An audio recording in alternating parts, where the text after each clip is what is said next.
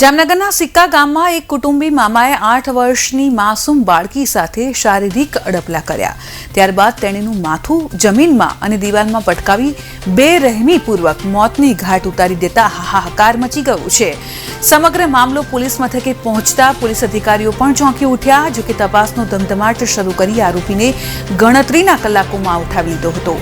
મૂળ મીઠાપુરના વતની એક મહિલાના 2 માસ અગાઉ છૂટાછેડા થયા હતા.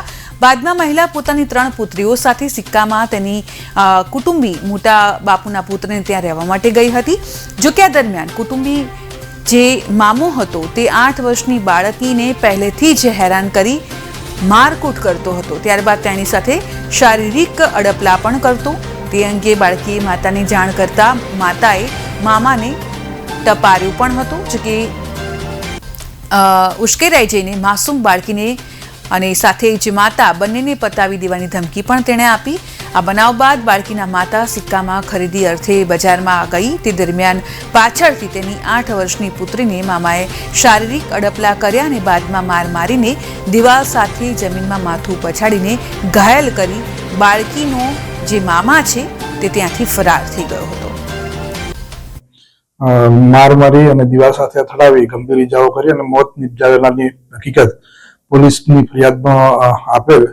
જેમાં વિગત એવી છે કે સિક્કા પોલીસ સ્ટેશન વિસ્તારમાં પ્રોપર સિક્કાની અંદર એક દીકરી જે છે એ એની મા અને એની બંને બીજી દીકરીઓ સાથે રહેતી હતી. એ એમના માસીના દીકરા નીતિનભાઈ ડોસાજી માણેકના ઘરમાં રહેતા હતા. નીતિનભાઈ ડોસાજી એમને એના ઘરમાં પ્રતાડિત કરીને રાખતો હતો, પણ તે જે તે વખતે ઘરની અંદર પોતાને ત્યાં રહેવા દીધેલું હોય, આ લોકો અપોઝ કરતા નતા, એ લોકો દબાણમાં રાખેલું હોય. આ દીકરીને જે તે દિવસે કંઈક કપડામાં પેશાબ કર્યું એવી હકીકત હતી.